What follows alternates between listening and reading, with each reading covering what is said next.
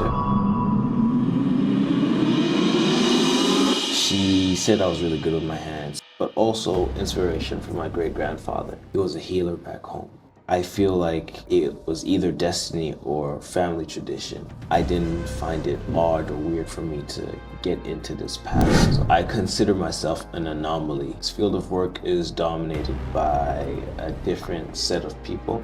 Even the fact that I'm a massage therapist, there can be stigmas. I see it as my job to not only educate, but help people get the proper care they need. What I've noticed, at least in my field, is that a lot of Black people don't actually get the proper care that they deserve. I had helped multiple companies expand, and I was cut off after the expansion. I basically helped several companies make at least over 100K. Once they got their money's worth and they wanted to expand and they didn't want me in the picture, I got cut off. What actually kept you moving? I would say the vision I have. The vision I have is so that Black people in my city actually get the care they need. A lot of them don't understand that they have benefits. A lot of people have sore backs, barely move, hypertension, pain. Some of them have stress and they don't have people that can actually, who generally sit down and take care of them. So my goal was to basically make a hub. Not only do we use the stuff that we're trained in, but we also use the decolonized version of it.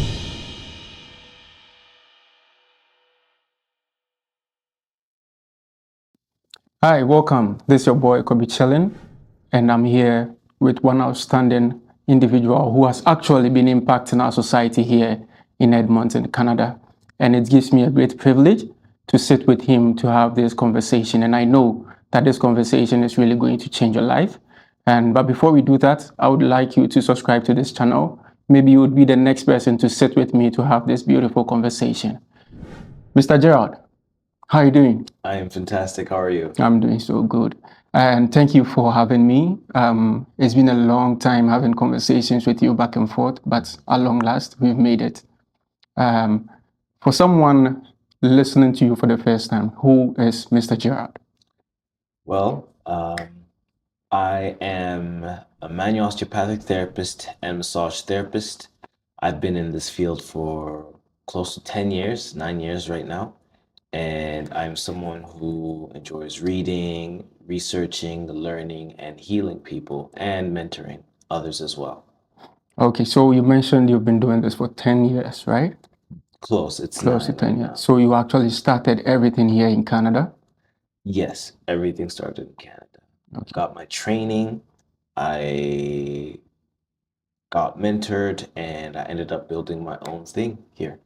Okay, so can you share with us some of the challenges you face with your 9 years of experience in this field? My challenges that I faced were various, and they were very different depending on what stage I was on. So I would say the first, we'll say 4 years, was getting experience and also looking for the proper mentor that understood where I came from and what my mission was without putting their own expectations on me, because I had my own goals.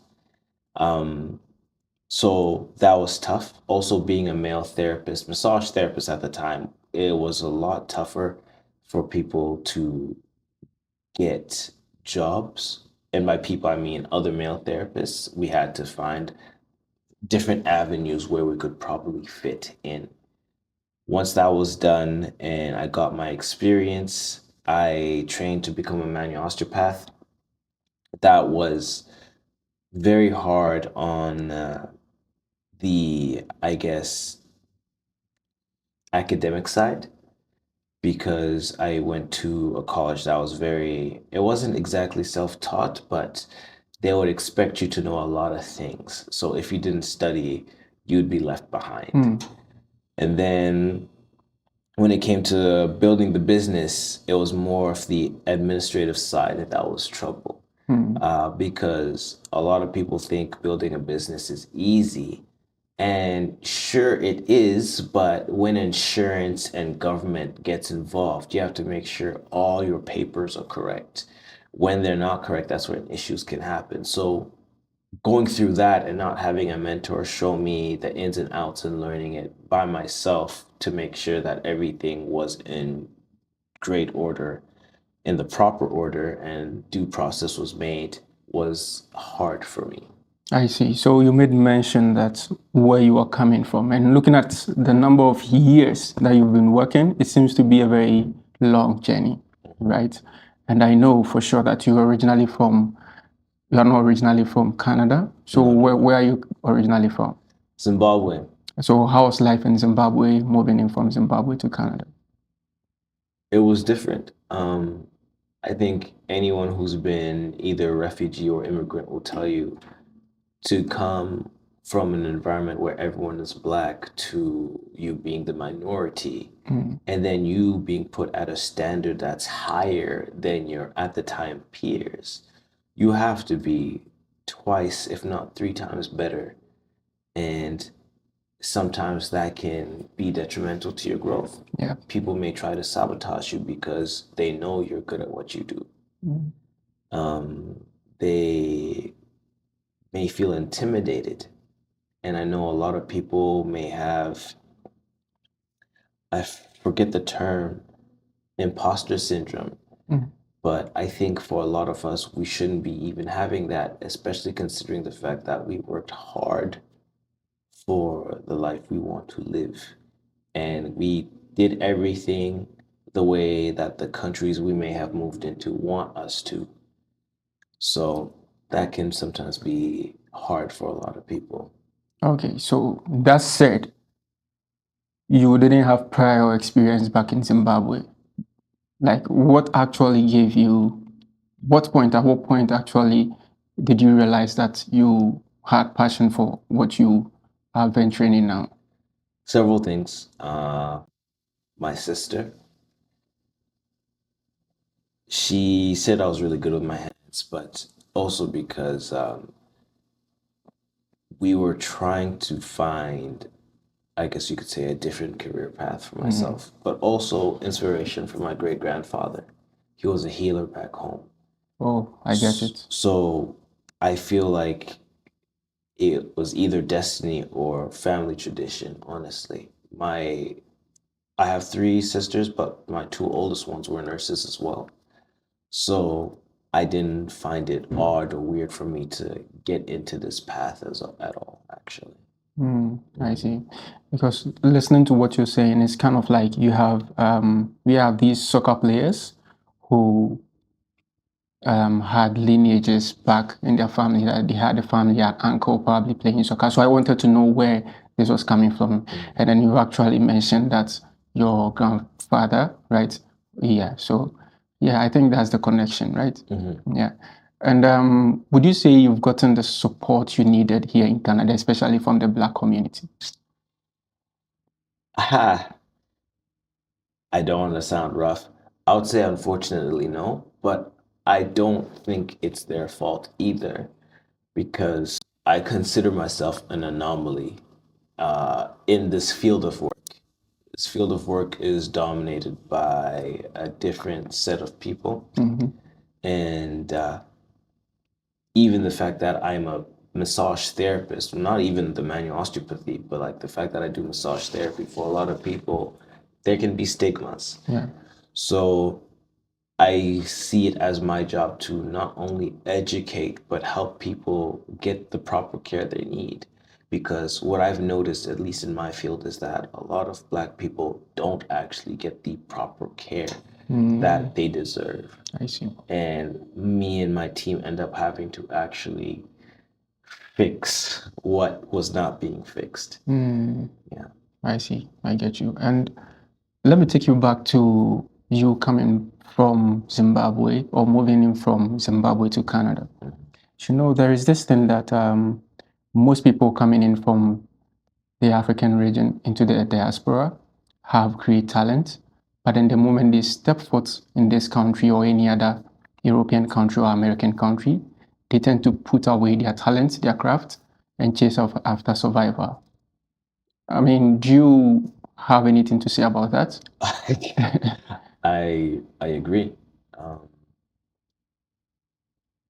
unfortunately, in the diaspora, unless you build a community where people cherish your talent and actually support you, a lot of people go into survival mode. There's a lot of people in a lot of respective fields that have talents and gifts that they're not using for their respective communities because they're trying to put food on the table. They're trying to make sure their family's okay, or that, and not just family in Canada, but even their family back Back home. home.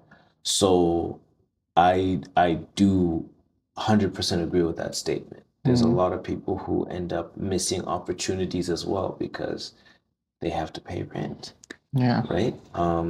But when community supports, when people actually uplift each other and do their best to help one another, you see a lot of growth. You see a lot of progress in whatever area that person may be trying to put their foot in as well. Okay. So was there ever a time you felt like you've given up? You wanted to just put a stop to whatever you're doing and then chase after something else? Yes, this was before I got the space here. I had helped multiple companies expand, and I was cut off after the expansion. So, to put things into perspective, I basically helped several companies make at least over 100K for whatever amount of term I was with them. And Through the massage, right? Okay. And once they got their money's worth and they wanted to expand it, they didn't want me in the picture. I got cut off. And it was really frustrating because I was looking at the situation like, what happened if I just put it all on me instead? And it was a lot harder than expected. And again, that's because of the whole administration. You gotta make sure your stuff is incorporated. If you're going that route, you gotta make sure your stuff is trademarked. You gotta make sure your license is paid. And then in Edmonton, if you're a massage therapist, not only does the clinic need to have its own license, but you need to have your own practitioner's license Oh, on top of that. So that's a lot. it's a lot. It's a lot. And then you have to make sure you have the insurance. You have to make sure um, you have to do a location check, a zoning, Hygiene and all this stuff. all of that stuff. You got to make sure everything's in order because if you don't have that, you're not allowed to operate. And if you do operate, you're likely to go to jail. Oh. Yeah. So what actually kept you moving? I would say the vision I have. The vision I have is so that, Black people in my city actually get the care they need. A lot of them don't understand that they have benefits. A lot of people have sore backs, Yeah. can barely move, hypertension, pain. Some of them have stress and they don't have people that can actually, who generally sit down and take care of them. So my goal was to basically make a hub where not only do we use the stuff that we're trained in, but we also use a decolonized version of care. So when you come see our psychologists, or when you come see our yoga practitioners, or when you come see our massage therapist, it's as if you went back home and got your care, rather than going to a place and being a number. Okay. Because a lot of clinics will treat their clients like a number. They don't actually treat them like people. Okay, so you mentioned decolonized care. I would want you to break that down for us to get to know what you mean by decolonized care. Okay. Best example I can use is, let's say you're stressed back home and you have no one to talk to. Who do you go talk to? You go talk to your grandmother. Exactly. You go speak to the elders and the like, right? That's kind of the mindset we have. One. Another reason is we try to make sure people don't get trapped in the Western way of thinking. Stress. Stressful, Yeah. the way people talk or even just communicate Yeah. and interact with their own fellow brothers. There's no reason for me to not like you just because you come from a certain place. Yeah. And that is a way of thinking that needs to be removed. Doesn't matter what your faith or creed is, but it's something that I notice a lot of people just had trouble with. And that's also one of the things that makes, at least I would say, my clinic unique, is that everyone who works here is a person of color. So we understand the struggles that people of color go through. I see. It doesn't mean we can't give the best of service. We give the best of service to everyone, but for people, For the perception. for the perception as well, because a lot of people don't seem to think that we can give that type of level of service because of who we are. So almost weekly, we have to ruin someone's perception and educate them and show them that no, just because It's kind of like a fight. You're fighting the opposite. Yeah. I see. That sounds great. Now let's delve into Golden Palm Massage. I know we've spoken much about your services, but then for someone watching you for the first time, why Golden Palm Massage? Because you mentioned that you are into other part of the body, like you massage other part of the body, but why Golden Palm Massage? Because Sorry to cut you, because sometimes the names of a business carries the weight. And then the first time I heard or I saw your business name, Golden Palm Massage, I was feeling you actually massage the palm. we do. So I just wanted to know if you go beyond that, of which you've mentioned that, and then the reason behind the name you chose. Does it have any significance or something? So there's several significances to it. Okay. It feels kind of heavy because, one, I believe for a lot of people of color, a lot of our strength comes from the palm of our hands.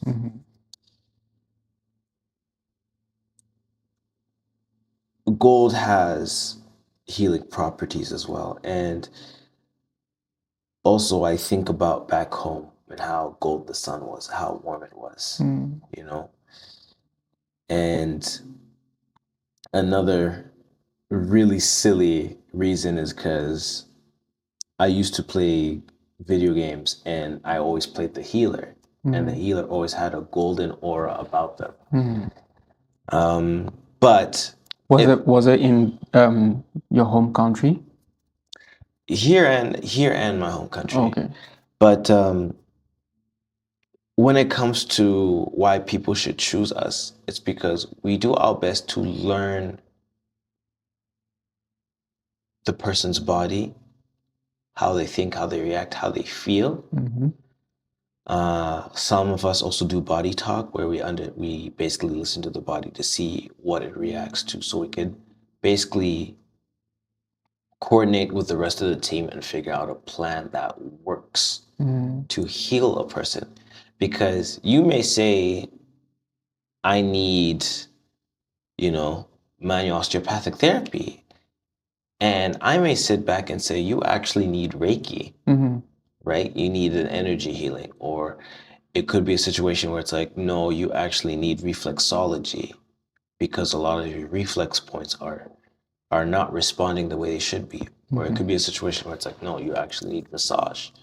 So we actually work with you, study what makes your body work, and then we figure out plans, or we basically curate plans so that we can actually get you back to the best you've been. We don't rush it. We sit down and actually communicate with you, ask questions, figure out what's going on. And it can get really deep for some people. Some situations, people can have emotional releases. This is a situation where someone just starts crying, right? But that's because no one asked them the questions they asked. For manual osteopathic therapy, one question that people don't understand why I ask is, I ask them if they had a natural birth or if they had an open C-section. There's different I don't want to say traumas, but there's different circumstances that happen if you have those deliveries that changes a child's physiology Okay. completely. It's not a bad thing. It just means I have to treat you differently compared to someone who had the opposite of what you had. But I would say we generally take our time, we study, and we are always also improving ourselves. We're doing our best to become the best of the best. And we don't act as if we know everything. And we always listen to what our clients, our customers, our friends, family are saying, because no one knows your body more than you. Exactly. Yeah. So there's no reason for us to assume we know everything, Everything, because yeah. if you're saying this hurts and I'm not listening to you, you're not going to want to get treated by us. And we don't follow that philosophy. We listen and then we work with it. And we also explain to people why we're doing what we're doing, because I don't want my clients thinking he just does this and whatever, and they don't know why it's done, or she does this, whatever. My team explains why we do what we're doing, so that people understand they're doing this, so that, you know, I can feel better. So it could be a situation where, let's say someone has a very poor pelvic floor. Their pelvic floor muscles are terrible. It could be a man who's experiencing ED, and he's wondering, why am I working on his leg and all that and his glutes? And I have to tell him, your muscles are clamping on your muscles in your pelvic floor, and we need to loosen that up so that you don't have the issues you're having, right? Yeah. And that's happening, right? Maybe someone's also stressed out. And then after that's done, I may send them to Maya to do yoga. And Maya may be speaking to them to learn how to do diaphragm breath exercises, Okay. which will help release all the other tension and stress, right? And that's just two of our services. Maybe after that, we're thinking, okay, you have to go see Crystal for the reflexology so she could release all the other tiny muscles in the other areas. And then we finish off by having a massage therapist, get rid of all the hypertension. So yes, that's for treatments, but I would be surprised if you still have, poor pelvic floor health after those treatments and the homework we would have given you. We obviously expect our clients to do the homework as well, but that's a team of 4 working together to make sure you're back up to 100%. I see. There's a lot. It's a lot. It's a lot. Yeah. Yeah. And for someone who has never tried massage and would want to try for the first time, but would need someone to kind of like not convince, but to tell them why they need to go for a massage, what do you have to tell that person? Honestly, I would say first off that people must know that it's a lifestyle. But the people who live long, the people who are healthy, the people who don't have the issues others people have. Some people get up from the chair and they're groaning and all that, and others are jumping out of it. You have old people who are moving as if they're my age, right? Yeah. Or our age. And that's because of the lifestyle they lived. Excuse me. And what's interesting is that lifestyle is a healthy lifestyle. They work out, they eat healthy, they take care of their body. And granted, it's tough when people have to do stuff to survive, go into survival mode. And if people are stressed and they're going through that, I think massage is probably one of the best ways to manage it. Why it's also one of the best ways is because there's no pills. So you don't have people getting addicted to drugs, right? Yeah. They're getting holistic care that is very beneficial to the body. A lot of issues people have nowadays is because they're not on top of their wellness. Someone who has low back pain, tense shoulders, migraines or headaches, if you get a massage even just once a month, and it's with a good therapist, obviously, and you're doing the homework the therapist is giving you, those problems go away. They really do. The only time I've had that type of issue where I've had lower back pain, tension, stress, and all that is when I was not on top of my own care. And that's the other thing too. I live the lifestyle I speak about. Yeah. But to answer your question, if people need convincing, tell them you'd rather make sure the problem doesn't show up than have to, go to the hospital or something and wait hours, be given pills maybe for something that could be fixed in an hour session, right? Yeah. Like there's no reason for you to put your body through that much pain or stress and not have proper ways to deal with it. Could it be expensive? Yes. But if you're a working professional as well, you have benefits. Yeah. We do direct billing. So you don't even have to pay so much out of your own pocket for your own care. I see. It's little things like that people must be aware of. And that's the other thing too. A lot of people in the diaspora don't use their benefits. And why that's a bad thing is because they're leaving money on the table. Some people may have, let's say, $5,000 yearly in benefits, and they don't touch it. And it's not given to them And they're not using it. Why do you let it rest? Exactly. Yeah. And that's really detrimental because why they don't see that is because they're working.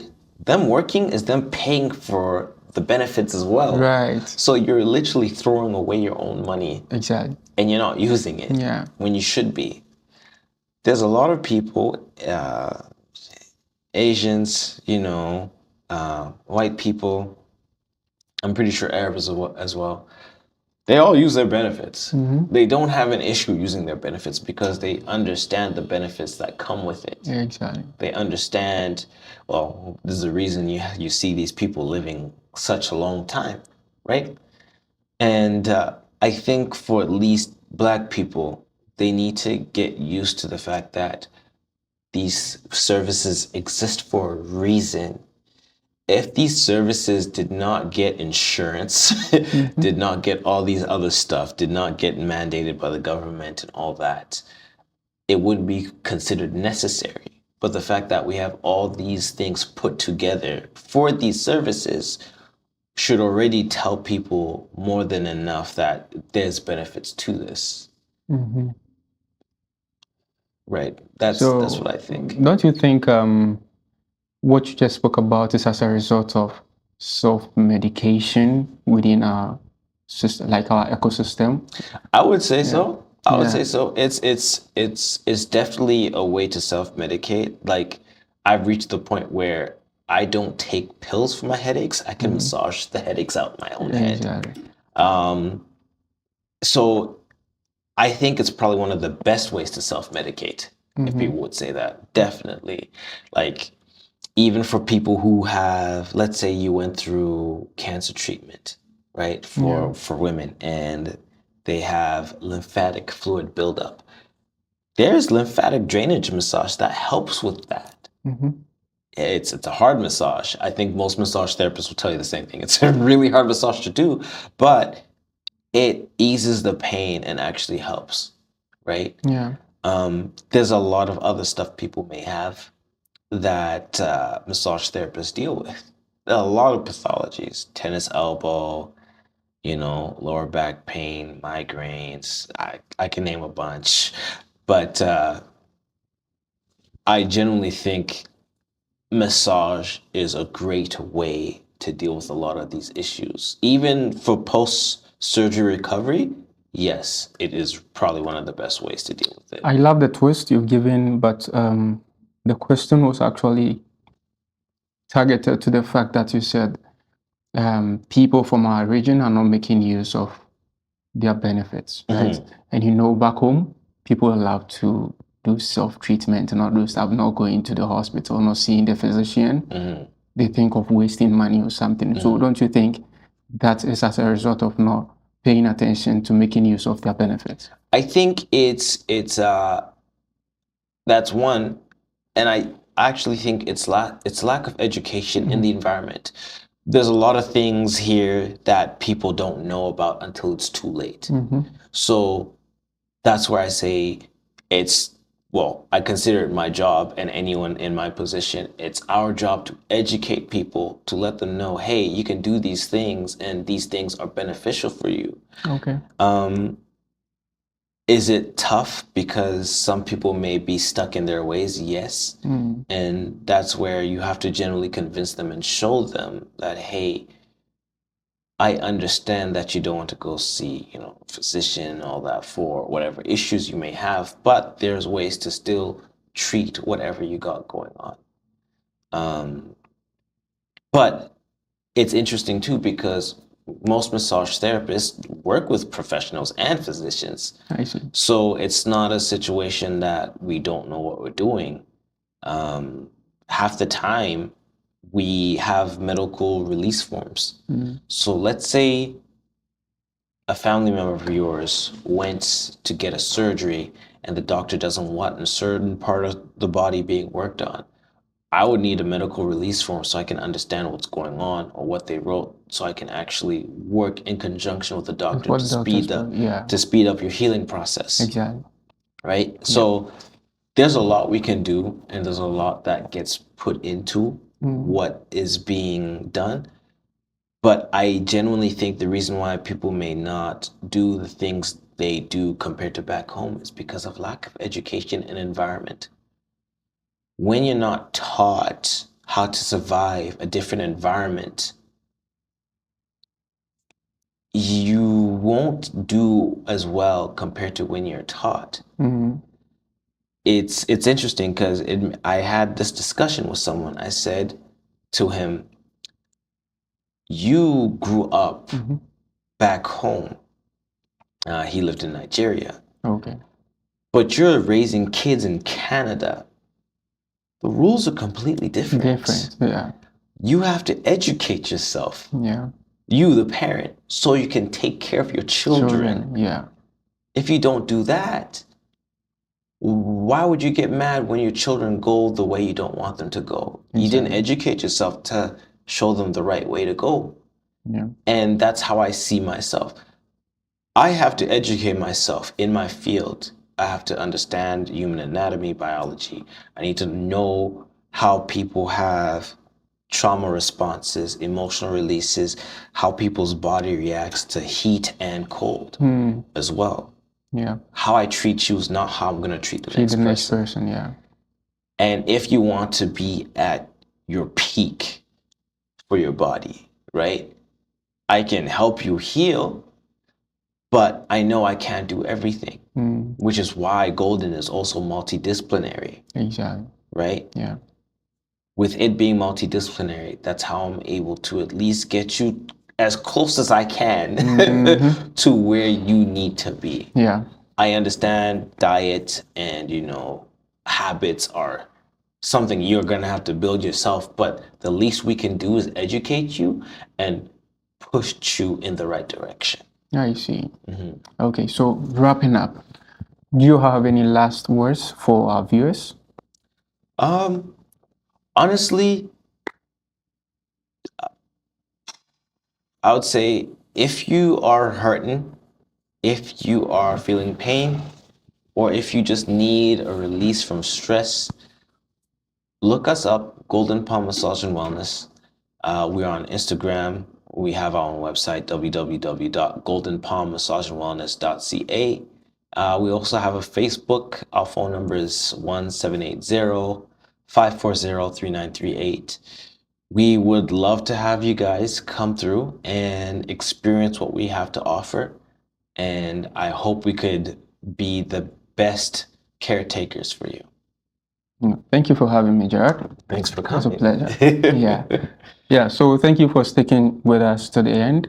My name is Kobi Chillin, And also don't forget to subscribe. Share this with your family and friends. Let's grow together. Thank you.